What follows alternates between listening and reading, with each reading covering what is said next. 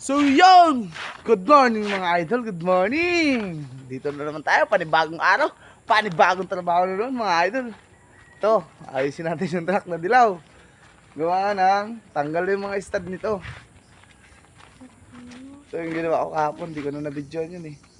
Gawa ng hapon na kasi, hapon na ako natapos ng biyahe. So tatanggalin natin ulit tong gulong na to.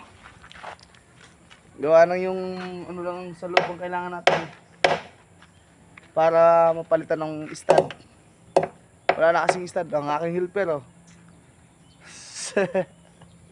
Si Madam Baby, Madam Buhala. So yan.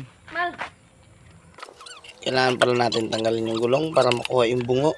Yun kasi magpapatorno para sa kakabitan ng stud. Gawa ng kulang ng stud. Yun, ang hirap nga tanggalin yan. Gawa ng, dapat tinanggal ko muna yung gulong bago binaba. Wala nyo, hindi ko naman alam na ganun pala yun. Yung bungo kasi yung kailangan makuha. Kasi yun ang kakabitan ng stud, turnuan. So yun, napagdesisyonan niyang ibalik na sa truck yung gulong para madaling tanggalin. Gawa ng ilang taon na yung walang tanggal yan. Pagkatanggal nga namin mga lodi, yun, napansin namin na may crack na pala yung rim. Kaya kailangan na rin yung palitan ng rim. So ayun, napagpalitan na namin lahat.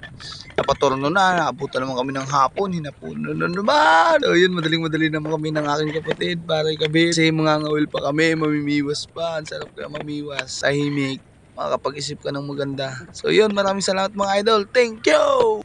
Papalo naman dyan!